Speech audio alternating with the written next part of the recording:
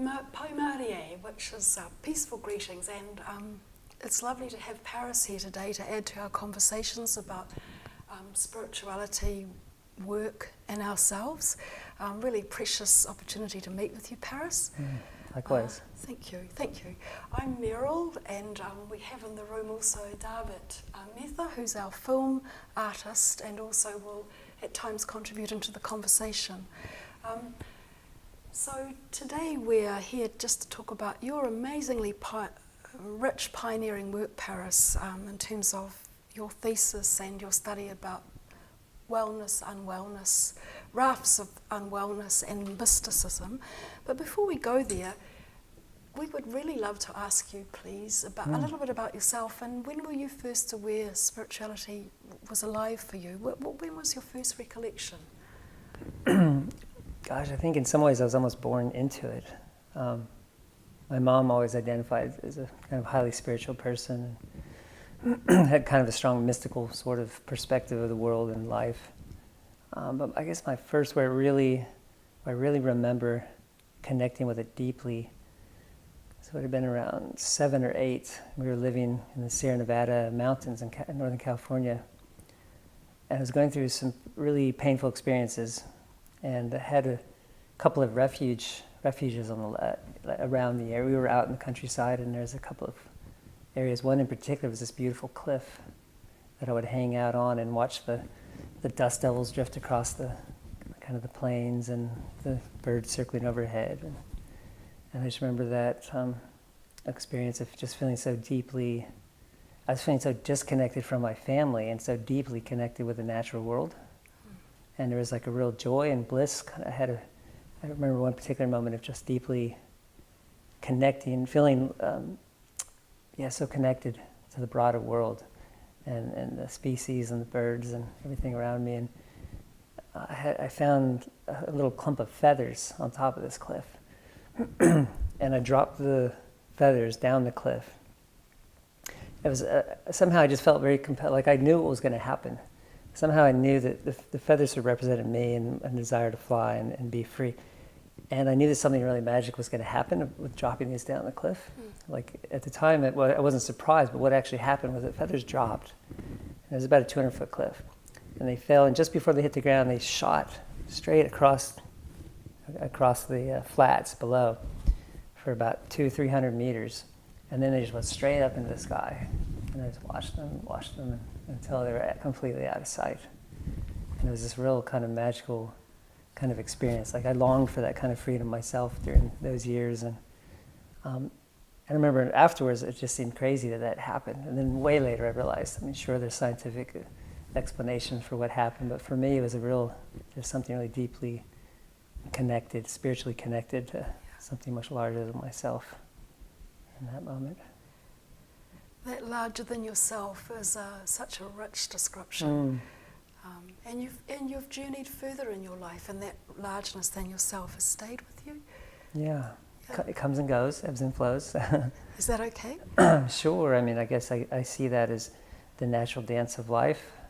In a way. So much about what showed up in my own thesis was the natural expansion, contraction, that I think we all experience to different degrees, and going into contracting more into the experience of a separate sense of self, and then expanding more into recognizing the profound interdependence, interconnectedness of all that is, of our universe. And so I've definitely felt that ebb and flow in my own life. And I'm okay, I guess, I enjoy that, and I realize that's part of the dance. So the pain and suffering is part of the greater dance, and the connection and the joy, such as the feathers flying just above the ground and out and up again. Yeah. The role of metaphor or image seems really powerful in terms of spirituality. As you've journeyed in your life from that place, that land, with some of those people or without some of those people, to this place here. How does New Zealand, the Aotearoa context, support and nourish you in terms of that sense of the greater self? Is there anything different here? Better, different, or unique? Yeah, it's a good question. It's obviously definitely different. I've spent years traveling to lots of different countries and exploring lots of different cultures. And I was drawn, New Zealand was the very first country that I was actually drawn to outside of the United States. So I came here when I was 20 for about half a year. Wow. And actually taught hang gliding down in the South Island. And so, I had this kinship with New Zealand from very early on. I just remember seeing pictures of the mountains and the train, and it just was so beautiful, and just feeling really drawn to that. So I came. This was 26 years ago now, and then I ended up, as fate or destiny would have it, connecting. Not even in New Zealand, in Australia at the time, I connected to a New Zealand woman, and we established a relationship, and we got married, and so just 5 years ago I came back to live here. But it always felt very natural. Again, it was that kind of really early kinship connection. And then, so when I actually fell in love with this New Zealand woman, and it just happened to be, and it just all kind of, the dots all lined up. It just felt like it was, my destiny to come back here. Like those feathers falling down the cliff exactly. and gliding That's up. right. Okay. That's right. Okay. You've continued to develop this richness of a relationship where you recognise with a form, a sense outside of yourself, which we call spirit. How has this been able to be brought forward into your work itself? You feel it around your relationship, you feel it around I suspect, a very ancient connection to this land. I got that feeling from when you were speaking, but I could be wrong. Could you tell us about either of those, particularly about the land and your connection? Any special place here that you go to? Any things you specifically do? So much, actually. That's one of the things I really like about it. There's so many places here that I really, the natural world, especially. I mean, again, it's kind of something that my own sense of spirituality is very much, I find most easily connected to when I'm out in nature, out in the bush or on the beach or in the mountains. And so I've thoroughly enjoyed exploring the country, and I'm probably most drawn to the rugged Alps in the South Island, much as I've enjoyed the North Island as well. And so part of me is finding myself kind of being drawn down to that part of the country, and just really enjoy the time the long hikes or I guess tramps, you would say, in New Zealand, that we've done down there, and just the majestic, beautiful quality of the geography and all of that. I've also I've always been drawn to indigenous culture. I'm from another country, and Native American society is always something that I've always been really had a strong kinship with. And so I enjoyed and still enjoy getting to know more and more about the Maori culture here. And I went to a year training just over a year ago at the Te Wananga, studying Te Reo, and really enjoying more of the culture and trying to just generally, just because I wasn't raised here, so trying to get to know that part of the culture more. And I think it's such an important, like my own work now is very much moving in the direction of what we call ecotherapy or eco-psychology, which is helping us, connect, recognize that we're simply manifestations of this earth. Yes. And I think we've lost that connection. We've kind of forgotten that. And I think it's so important for our own survival as our species, and in so many ways for our communities to reconnect, to the broader senses of self. Yes. We become so individualistic. Yes. Recognize that we need to actually realize that actually I'm just part of this community, and I'm part of this species. I'm simply a manifestation of that, and our species is simply a manifestation of the earth, Gaia, and she's a manifestation of our universe. And so we've forgotten all those connections, and I think that's why we're on such a self-destructive path as a species. So much of my work is helping, I see, is all about reconnection. Whether it's reconnecting to yourself, and reconnecting to the larger community, and the broader environment in the world. And I think indigenous society, as I see, is our roots. I really see that as, I believe that's all of our roots. It's like from indigenous roots, we had that awareness. That wisdom was, in our bones and our being. And somehow we've lost our way. And I think it's indigenous society that's going to help us find our way back. So when I see that in New Zealand, I think that's so important and inspiring.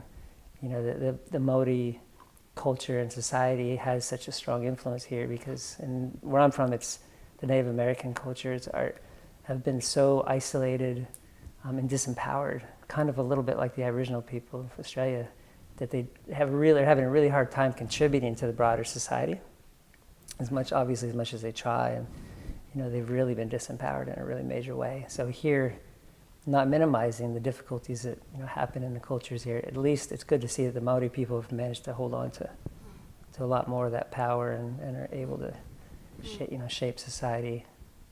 So I find that quite inspiring and hopeful. So as people of the treaties rather than people of the land here, we're not first people of the land, but people of the treaty, you and I perhaps, how important are words in the art of remembering? So reconnect is what you spoke about in terms of the eco-psychology, but I'm really interested in how you've found the power of words help people in recovery, or first of all perhaps recognising unwellness and then recovery. Yeah. How powerful? Yeah, it's a big question. I mean, the first idea of what do we mean by unwellness and wellness? What does it mean to be mad in a mad society? I always ask myself that question. Because again, my perspective is that in general, looking collectively at human society, I think we've really lost our way. We become really fragmented, disconnected from each other, from the world. And so oftentimes the people who we consider to be, unwell, mentally ill, that we use these kinds of labels for, I think, again, without minimizing the suffering and the trauma and everything that goes with that, oftentimes these are the people, the most sensitive members that can actually, I think, help this society as a whole to kind of reconnect. So it disturbs me that people who, for whatever reason, are a bit more sensitive maybe than the average person, have been through more trauma than the average person, they end up having experiences that are outside the box of consensus reality, the sort of consensually accepted reality, which has become so narrow in our world. And so when people have experiences outside of that, rather than going, hey, these people are having a different perspective, maybe there's something we can learn, maybe there's something valid in that, we tend to just want to drug them and kind of out of sight, out of mind. And so the first thing I think we want to do is question, well, what do we mean? We talk about wellness and health. Like right now, when we talk about the average well or healthy person, oftentimes we're referring to as someone that just sort of toes the line and follows along, with basic status quo of our society as our entire species goes off a cliff. So obedience and conformity is valued rather than insight. Yeah, so we've tended to really value obedience and conformity at the expense of flexibility, at the expense of being willing to broaden our awareness to face uncomfortable and convenient truths. And so oftentimes people, again, that we often think of as unwell, they're often dancing on the edges of that very constricted consensus reality and opening the possibility for us to actually expand that awareness. There's an expression, the mad person is drowning in the same ocean in which the mystic is swimming. And the broken are perfectly placed to heal this world. Right, I think exactly. How important in that sense is the cultural context? Because you were speaking about indigenous cultures before. They have a cultural context for these other states. Mm-hmm. Yes. Right? Yes. So they have language. Yes. Around like what those experiences are. Is that but in like the cultural context of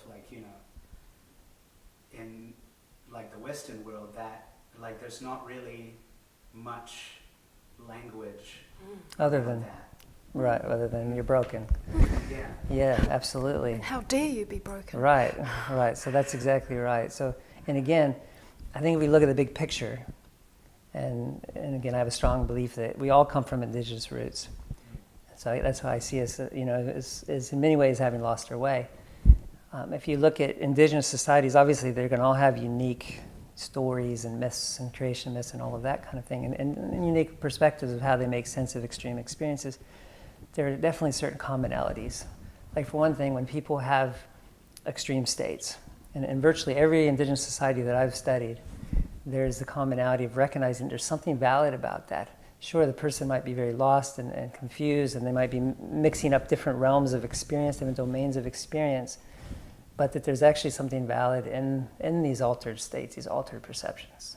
And usually that implies seeing beyond the veil of the consensus reality of that society. That these people are somehow, they're peering beyond that veil, and they're having, and they might be getting them confused and mixed up in various ways.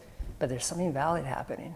It's not that this person just has a broken brain, which is kind of our current sort of myth around these experiences.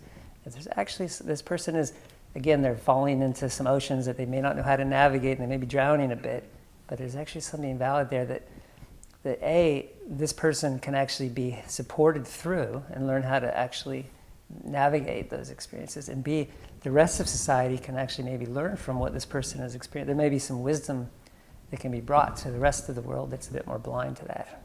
So there's a place for people who have those kinds of, more than just a place, they're actually usually considered very important. Like in the Native American cultures, they often use the word shaman to talk about people who have these kinds of experiences, and the society recognizes that they play a very important role in preventing that society from becoming very rigid and dogmatic, helping the society kind of always stay on the edges and open-minded and flexible. And the Irish society have a word called fey, F-E-Y, which is second sight. Right. Or it's also considered slightly uncomfortable. Yeah. More words. You're hungering for words. The poet's voice, the artist's voice, the dancer's voice. Would that add? Well, that's like the whole realm of art is its own another topic, I feel, right? Which sure. I think, I mean, could be kind of closer to those altered... Dancing on the edge of consensus reality, right? Yes. Yeah, absolutely. People that we often consider genius, using kind of more contemporary language, are people who are usually dancing on the, whether they're doing it through music or through art or through movement. These are people that are dancing on those edges, and oftentimes, even for those of us that can end up maybe caught in quite a narrow vision of the world, narrow perspective, there's a part of us, I think, that really appreciates that. You see a beautiful piece of art, and it really touches us, even if we can't put words to it on some level. It takes us outside of that limited construct, kind of expands, opens our mind, our experience. Yeah. I think that's very interesting. Going back to what you started with about kind of showing us a world outside of ourselves, but you're still a part of it, but you're just doing it through art. Right. Yeah. Right. I think there's lots of different ways that we can, that we can move beyond the edges of our limitations, and art's a very powerful way of doing that for a lot of people, no doubt. Yeah. And one of the lovely things about art, and I think maybe music and even dance, these kinds of, that go beyond the verbal, they're quite powerful, because I think they take us to, they can quickly take us to a deeper place that we can, when we get caught up in words, we get more restricted, and it's harder for us to connect to these deeper places, whereas something like art can quickly take us to that. But you're right about music though, they use rhythms and chants in ritual to kind of get into those states. I mean, I don't know if they've studied it neurologically about what's going on, but it's very interesting. Very deep in our psyche, and again, you find it throughout all the cultures that we know. Because we hunger to be at edges, like the edge of the cliff top that you spoke about as one of your first recollections of spiritual moments or momental being. And so I wondered if I could take the conversation this way. Sure. Where do you how do you bring these edges into your healing work? Because healing generally doesn't encourage one to live on an edge. Well, it's kind of interesting, because I don't know if you knew, in my past life, basically my last 20-odd years, I taught hang gliding and was really into that, did everything to do with hang gliding. So I kind of traveled around designing gliders, competing, teaching.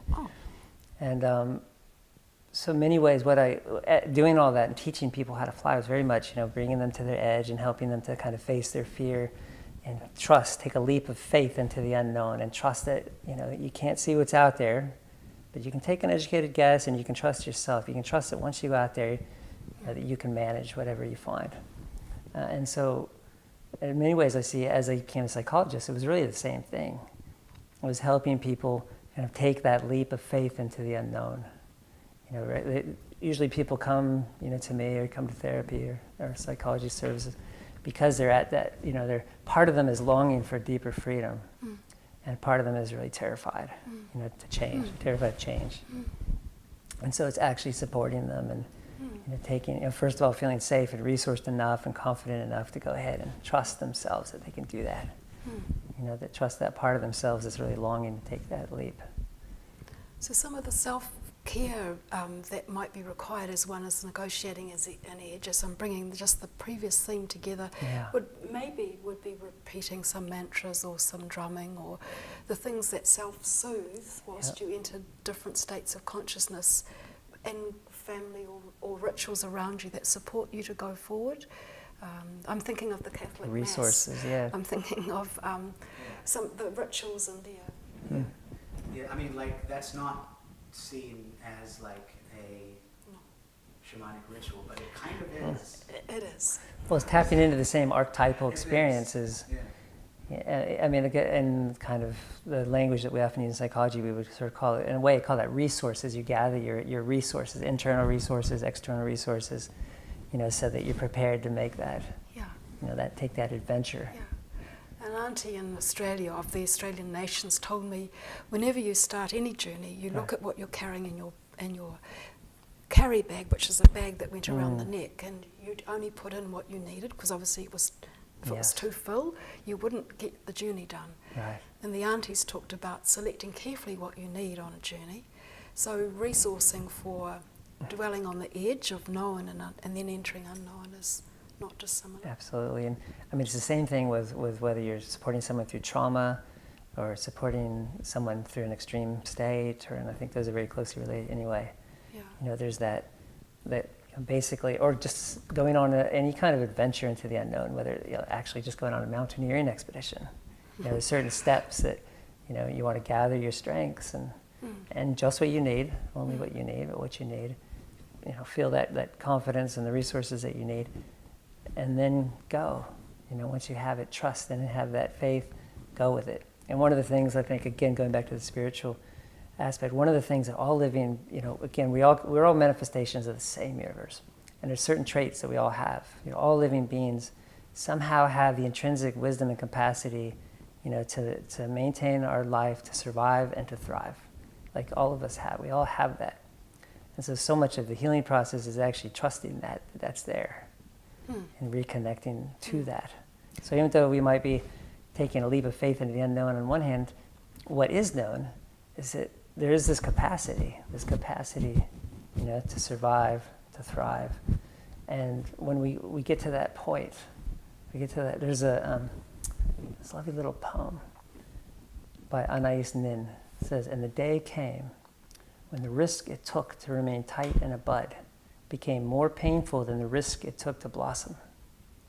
The risk it took to remain tight in a bud became more painful than the risk it took to blossom. There's that point. And I think we're all feeling that individually and even collectively. You know, we become so tightly bound in this bud, so limited, so fragmented, so separated and individualized. And there's a longing, you know, for deeper connection within our communities, with the earth. You know, but it's also scary because it's not familiar. And so there's that moment where we have to trust that pull that we feel in our spirits is actually really important. It's scary, we're moving a bit into the unknown, but if we keep doing what we're doing now, again, whether you're talking about an individual who's stuck in a crisis or an extreme state, or we're talking about our species as a whole, then, you know, we're doomed. You know, we're stuck. But if we actually can find that courage and trust that pull, you know, then there's every possibility that we can actually come out of this and into a much healthier and more peaceful place. So the words that we're seeking to harvest or find or make more available to each other include courage and include an inherent belief in the integrity of a human being to recover, just like the notion also, if I did take that step, Gaia, the philosophy, the earth will self-righten, the earth has its own intelligence. Exactly. And our lives are not disconnected from that greater metaphysics, I suppose. Organismic wisdom is a term for that. Say this again? Organismic wisdom yes. is one term That's for that. Or organicity. Yeah. These are different terms. Yeah, for that same idea. Yeah, that basic instinctual, intrinsic movement towards health and wholeness. And I think that's often, to put it all kind of back to mental health.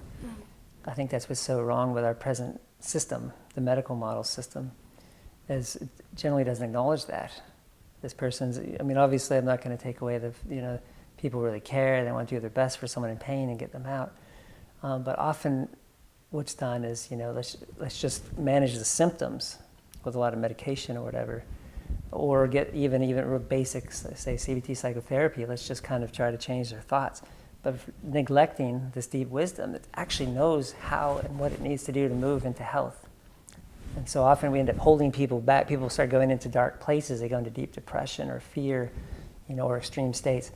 And there's a tendency to hold them back rather than they're going that way anyway. There's obviously something their spirit is moving in a direction. Let's actually support them through. And so this is something that I think we've lost. Like if you go to the indigenous cultures, you find this again and again, the rituals, the ceremony, the resourcing of supporting people through from one state, whether it's into adulthood or through an extreme state experience or through an illness process. It's recognizing that the way out is through, and that rather than the way, our story now is we have to keep holding people back. So now we live in a world and a health system that's more dominated by fear, really afraid to let people go outside these very narrow parameters of what's considered normal and healthy. And forgetting that often we have to go beyond those parameters to really reach a deeper wholeness, a deeper health. And a maturing society. Yeah. But is it a matter of language and context that the health system is kind of treating people as you said, kind of treating the symptoms? Just because there's no, you can't really talk about clinically the spiritual side of it. Is that a part of it, or am I off the ball? Well, you have to be a little careful because there's so many domains in the health, but if we talk about the mainstream mental health field, absolutely, spirituality is definitely not usually an okay thing that's, for the most part in the mainstream Western model. We need to be looking for what's broken in the body, what's broken, what's wrong with the brain or the nervous system, rather than what's not broken, what's right. What's actually working here and how do we support that? And sure, there's something in the way of this movement towards health, but often it's us that's in the way. Often it's the mental health professionals and other health professionals that are actually, in the way of this person wanting to move through. Grief is a perfect example. So, it's well established, again, going right back to our indigenous roots, that when we have a deep loss, there's a natural process of grief. And we can look at it like, a deep amount of my own love and energy was devoted to this, whether it was a person or an animal or a dream. And when we lose that, there's a natural process of, in a way, it's almost like bringing the energy back into myself so it's available to give elsewhere as a grieving process. But now we're getting more and more in the direction where we don't even want grief. We're at the point now with the DSM-5, for example. This is a psychiatric sort of Bible of disorders, where before they used to, in DSM-4, they said, okay, 6 weeks of grief, and then now you have a mental illness. Now it's not even that. You're not, as soon as your baby dies, and if you have grief at all, then we need to put you on antidepressants and try to get rid of these feelings.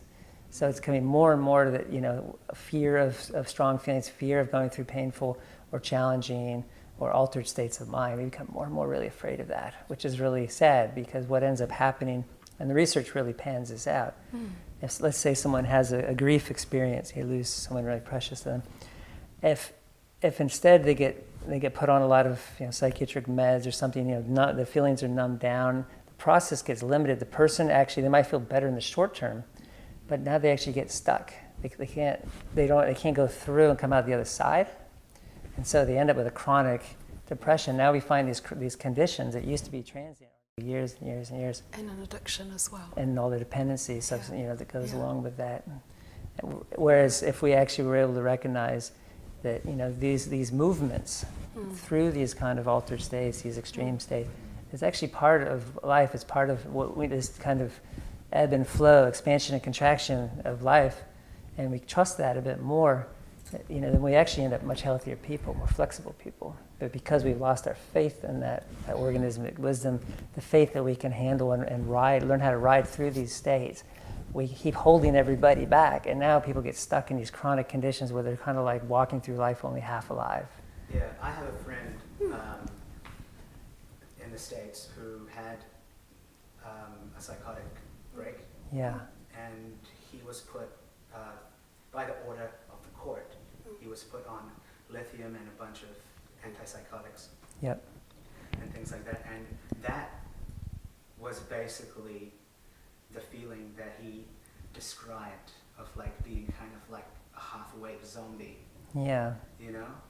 And then, but so, like that kind of brought up a question, and I wanted to hear your thoughts on it, about the individual cases, how, like, at least like psychologically, the problem may vary based on individual cases, and so if you could just address that a little bit, and how that kind of applies to field. Again, I always come back to, I'm very holistic in my thinking. So I think, you think of the organism, and every organism, again, there's that intrinsic capacity and wisdom and always movement towards health and wholeness, but we all have our limits. Every organism has its limits. It gets injured badly enough, it can't heal from that, or can even die, or whatever it is. And oftentimes what we call psychosis, I think that's what's happening. So for whatever reason, and there could be lots of reasons, it could come from physiological issues, it can come from relational problems, development with the family, lots of different directions, and maybe multiple things coming together. But for whatever reason, this person arrives at a state, where essentially their whole experience of self in the world is no longer sustainable. It's overwhelming, it's not working. And my belief around this, and again, this is shared by most indigenous cultures that I know of, and is that, again, this on a deep level, an unconscious level, the psyche, the wisdom of this organism, makes it sort of a desperate last-ditch attempt to survive. So it's almost like it literally makes a decision. This paradigm, this worldview, this way of being is not working. So we have to go right down to the basic core of who I am and how I make sense of the world and myself. Actually, we need to go down to that level and transform it down there, so that we can hopefully arrive at a way of being in the world that's sustainable, because it wasn't sustainable. So what you actually find in psychosis is this process happens. And the very core of a person's, their worldview, their experience of self in the world, it's almost like the carpet getting ripped out from under your feet. So that whole core basically disintegrates, in the sense of, there's a kind of an integrated perspective of the world. It disintegrates, there's a lot of fragmentation, in the service of attempting to reintegrate into a much healthier, more wholesome, more adaptive way of being in the world. And it is risky, it's haphazard. And again, you find this throughout the natural world in all kinds of different ways. But for whatever reason, this organism, that process got initiated because the old way wasn't working. And what you see when that process initiates is you see a person go through very profound altered states where their whole experience and perception of the world and self can become very kind of chaotic, as they attempt to sort of reintegrate and reestablish a new coherent experience of self in the world that's healthier than what existed before. And when people are supported through that process, what you find, and this came up in my own research, is they come out the other side happier and healthier than they were before they went in. So it's not actually, they don't just recover, there's actually a very deep transformative process that happens that actually, so they actually come up even more healthy than where they were prior to the entrance of that kind of psychotic process. Now it often happens where people get stuck indefinitely, and they can, for whatever reason, they get stuck and they're not quite able to make it through. And so then they would often get diagnosed with an ongoing psychotic disorder, etc.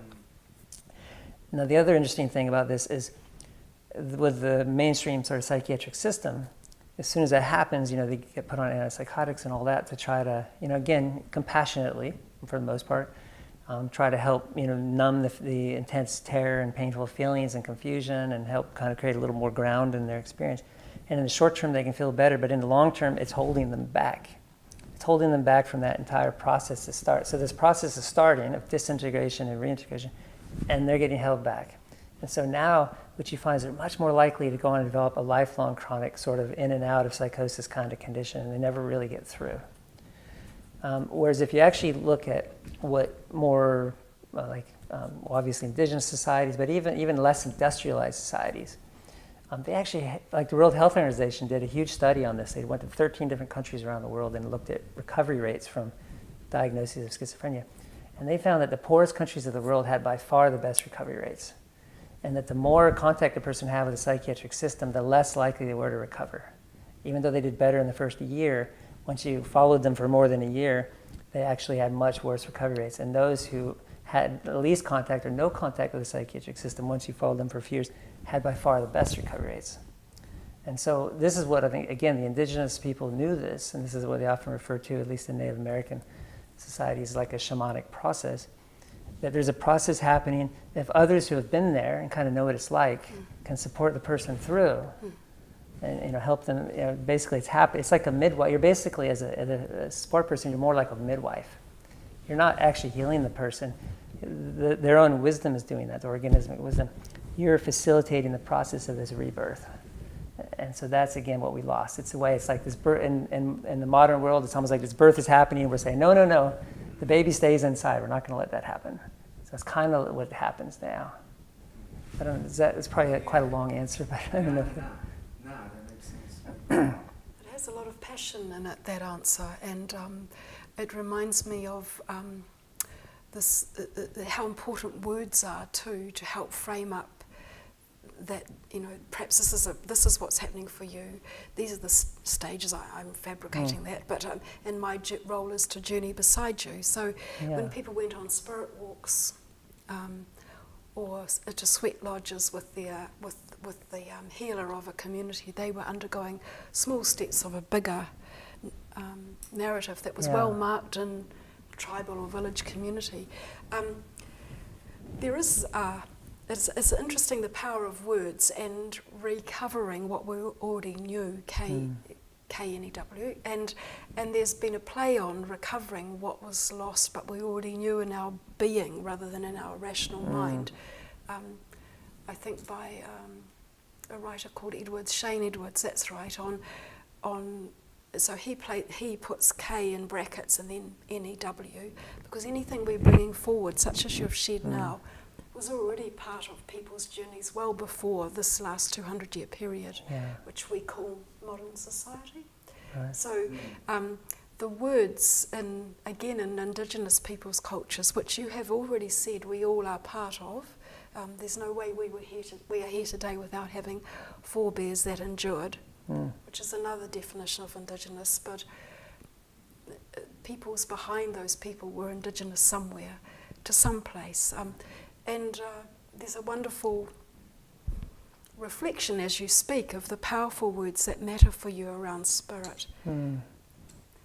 Is there a time that it's been problematic for you in your work?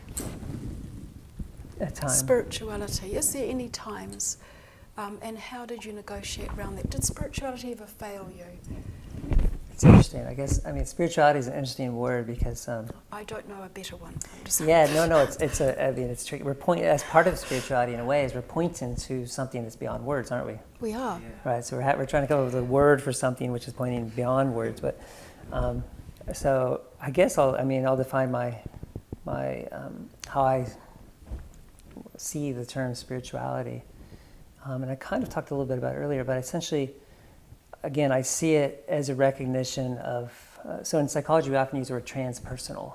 Like I actually even got a degree in transpersonal psychology. Beyond the personal self, beyond personal, beyond the limited experience of self.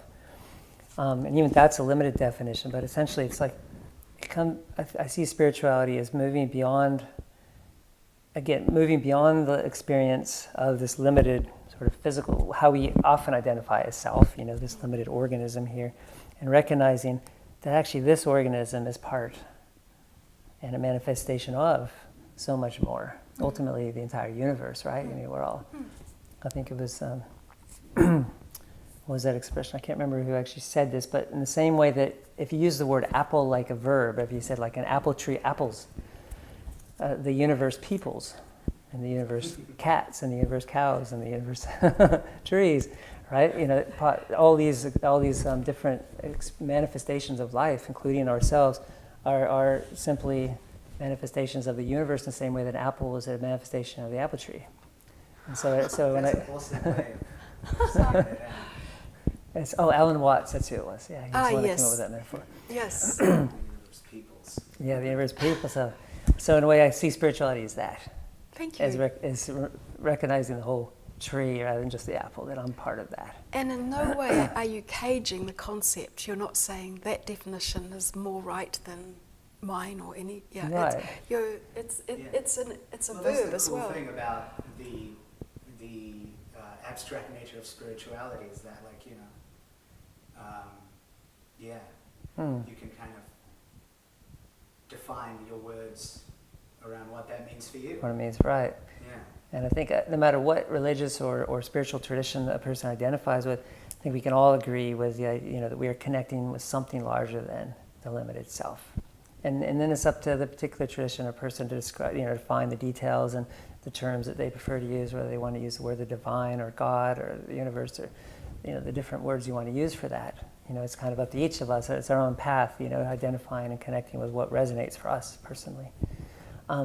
So that gets me kind of around the long way to the answer to the question about my work. Everything I see, everything I do and experience falls in that context. So even if I don't actually explicitly name that with a particular client I'm working with, that's the context of everything that I do with people in my work. So I never, and supporting them in finding their own particular understanding or experience of because I think that's actually, again, a big part of how I look at health of an organism is holistically. And holistically, we have lots of needs. We have lots of nutrients needs that we need to maintain our survival and thrive. And I think one of these needs is spiritual communion.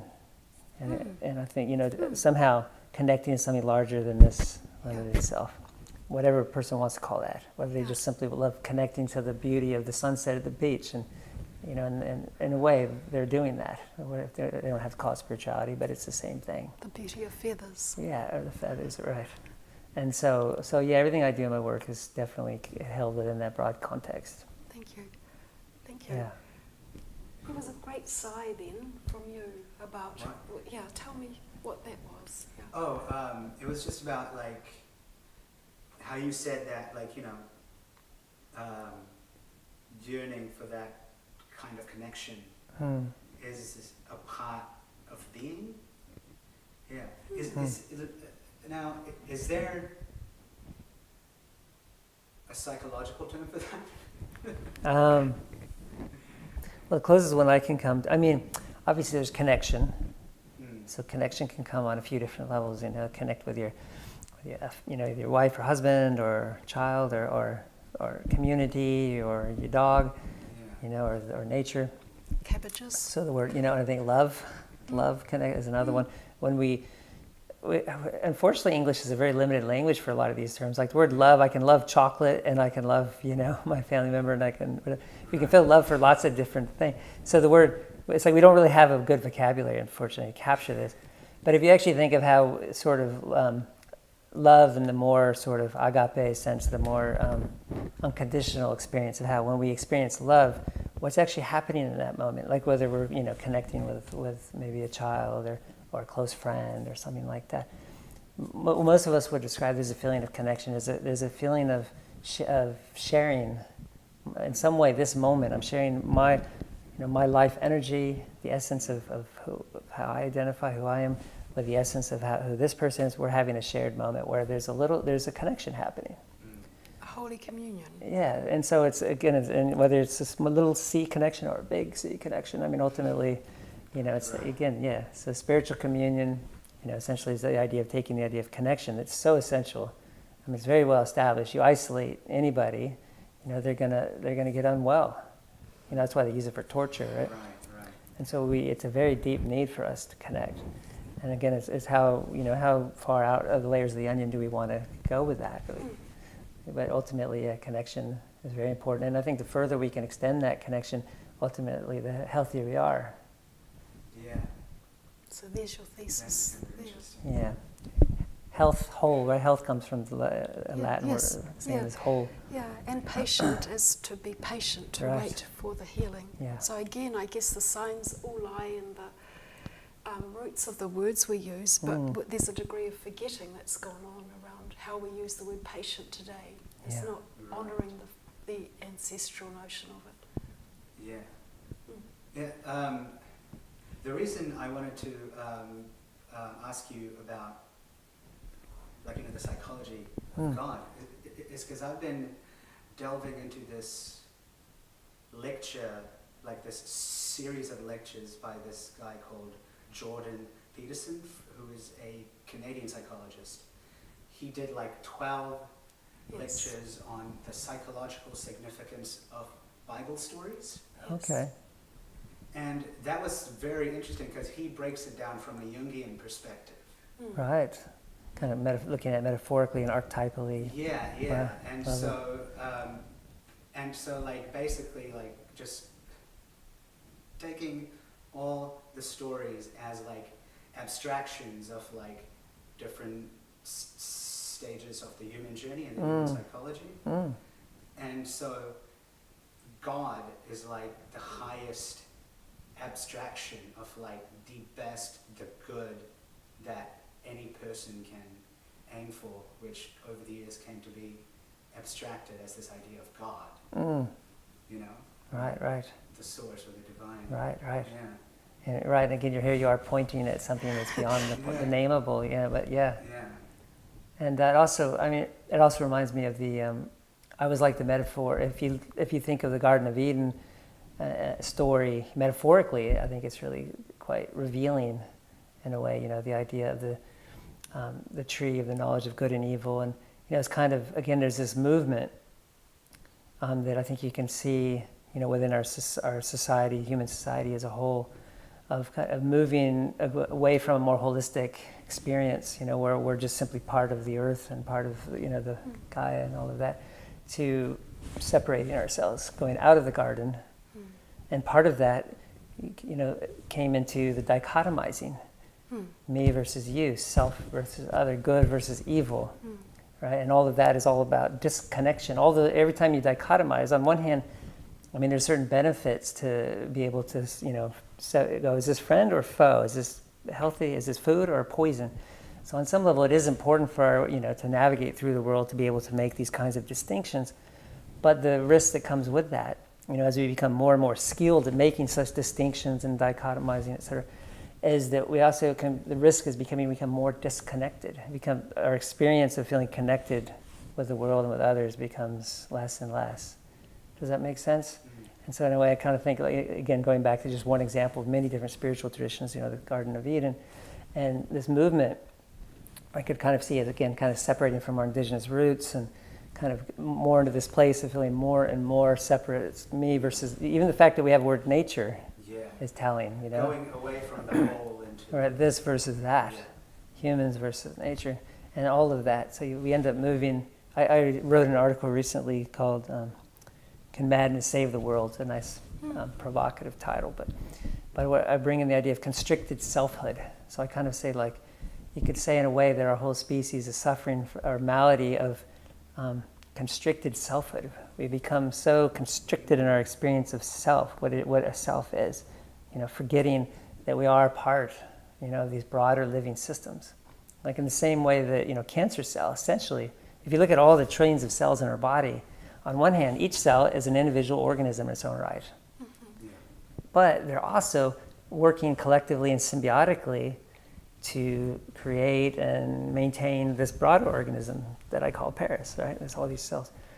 But now if one of these cells, and it actually does happen all the time, but mostly things get corrected, but when one of these cells essentially forgets that it's part of the broader organism, It's still trying to maintain survival, but now it's all about itself. It's just trying to maintain survival and reproduction of that one cell. And what do we call that? We call it cancer.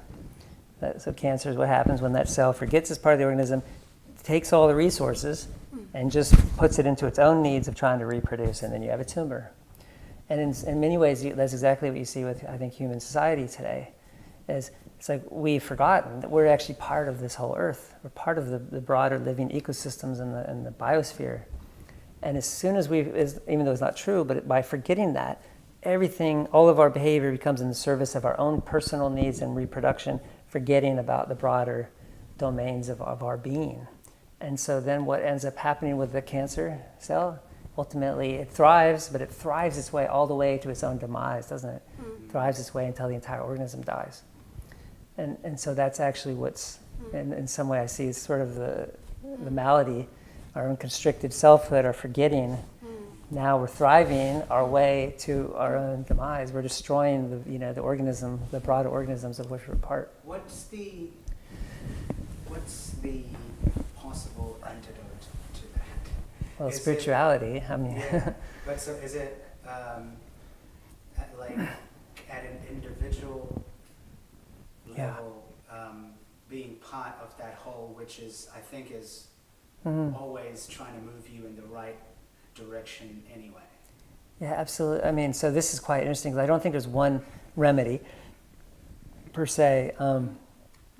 I think it's in our being. Somehow that wisdom's there and we've lost it. So partly is the remembering. And it's basically supporting all the different ways that we can connect to the larger, whether it's just simply beginning by connecting with our community, and connecting to other communities and societies, and spending time in nature, getting to actually, really know the different species and the environment that we're part of, taking the time to actually do that. Thinking about where every dollar I spend goes. So it's easy just to go to the store and just spend by and not really think about it, but go, wait a minute, every time I spend a dollar, I'm actually voting on what industries or that I want to support, whether I'm conscious of it or not. That's what I'm doing. And so it actually, every time I spend a dollar, because most of us spend dollars every day to some extent, whether it's literally a dollar or doing something on your bank account or whatever it might be. If we're always thinking about what's on the other side and do I want to support that, I'm already building the connection. I'm starting to think, what's on the other, is this an industry that is in alignment with my values or not? So this is just an example. So all these little things that we can actually do to start creating a daily habit of connection, a broader connection, broadening my awareness.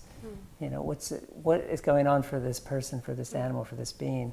Can I put myself in their shoes and understand? So all the different ways that we can do that, start to empathize with the other living beings around ourselves. And what often happens in extreme states, like psychosis, what we often call psychosis, is you see the pendulum swing between the deep contracted state that I'm talking about now, to the deeply expansive state, and often back and forth. Yes, they often call that mania and different things. It's also beauty. Yeah. There's immense beauty in it. So you can so the way I often see it is because our whole society, I think, is actually in an unnaturally contracted state at the moment. When you see someone going to these extreme states, you often see there's often a movement towards a healthier state, but it's the pendulum swings so far and they don't really have the right support, and then it becomes very chaotic. Yes. But we can actually recognize, when people are going through that process, rather than freaking out and just kind of drugging them into oblivion, we can recognize there's a movement towards a more expanded, healthy way of being in the world that maybe all of us can actually learn from. Yes. And how do we support that person and eventually settling the pendulum in a more healthy way, and how can we all start to move that way? And I don't think there's one answer. It's all the little things we do to connect to each other, other humans, our environment, other animals and species, and all of that's in the service of remembering. That's right. We do all share, the same home, and we're all in this together. And if we don't work together, we're all going to die together, kind of thing. No planet B. Yeah. Right. Exactly. I understand words are important, and also practice. And sometimes we find we can recover what was lost through looking at the practices of our parents or their parents, or sometimes truths in families have been so at risk from a dominant culture that the practice is the only way the truth is carried on. It's not made overt.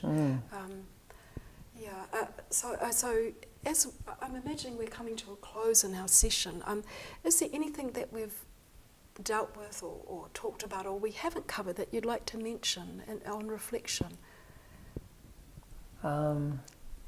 No, I guess in a way I'm wanting to maybe just turn that to you, a question back to you, and wonder if there's anything that you feel that would be, because I'm just as far as your own thesis or work around this, if there's anything that feels it would be more helpful to. Well, I can see here, there's a question, Yeah. Me too, sorry. Just briefly wanted to ask you about psychedelics. Just because they have been a part of the indigenous and experience of these extreme altered states. And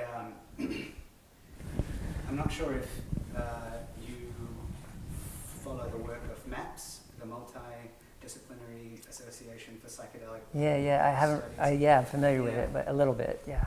Yeah, so like they're kind of doing like trials with MDMA and like LSD. Psilocybin. Yeah, and they're having great results in terms of just like, like MDMA and trauma and using psilocybin, different anxiety disorders and stuff like that. Yeah. So I was wondering what your thoughts were on psychedelics and how they may be integrated into the mental health system, or like. That's a great question. So actually, I mean, I personally have a fair bit. One of my, you talked about early experiences of spirituality. I'd say one of mine was my first. I was fortunate enough to have actually been introduced to LSD for the first time, and by someone who held it in a very spiritual context. So it was kind of the setting. It wasn't just at a party, dropping some acid. It was going out to nature and having a kind of a spiritual experience of it, and it was actually extremely healing for me at that time. I was going through a very dark period of my life, and essentially I had a very expansive experience, a very experience of interconnectedness, which a lot of people have that kind of experience. Communion, exactly. And then no doubt it helped me, it served me. But then I went through a stage where I kind of came back in a more contracted place, even though there was certainly some lasting benefits. And then I kept doing it more and more, trying to get back and then I started realizing that, okay, it's a little bit like, it kind of showed me the way, but now I have to do the hard work of actually really integrating those truths that I touched into it. It's not like I can just keep taking acid every week and then I'll become like this enlightened, deeply being. So it was a really valuable sign for me, a signpost that really helped me, because I had become in such a contracted state at that point. It had kind of it was very much a remembering, oh yes, right, of course. I think I even said of course like 50 times on that trip or something. Yes. And it was very much like the epiphany of, That goes back to, because like I've experienced this during those like states as well, where you're like, oh, I've been here before. Right. Where it's like, oh yeah. Yes, of course. So absolutely. And so it's the remembering. Like at a physiological level, you're remembering that. Yes. Aha. Yes. And for me, it was very much, again, about coming back to presence, the richness of presence and deep interconnectedness, with all beings, all life. And so that was the remembering that it really helped me with. But then ultimately I still had a lot of work to do, just some of my own traumas. And so it wasn't going to be a cure for that, but it was definitely an important part of reminding me, so that it kind of like kickstarting my own, I guess, breaking through the fear that was holding my own wisdom back from moving into more healing. And so it really helped me move into a healing process. So it's like any powerful altered state, there's always a risk, no doubt about it. And something like LSD can potentially open up someone so quickly that they have a hard time integrating it, and then it can create a lot of chaos for them. So I think it is really important. It can be a really great, valuable tool, but it's held with a lot of respect. Like again, indigenous societies, all human societies that we know use altered states, and have used them as a means in the healing process. I think it's really important. And now so I see that completely different, though, is the way that, say, psychiatric drugs are used. Yes. So essentially all psychoactive drugs, they're creating some kind of altered state. I mean, that's kind of by definition is what they're doing.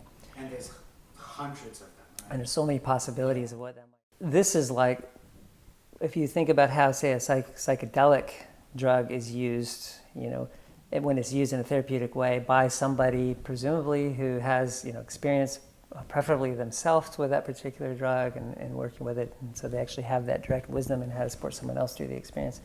And it's held in the context of helping someone connect to, to their own deeper truth and wisdom and sense of interconnectedness, or however that is often like MDMA is used to help people connect to self-compassion, for example.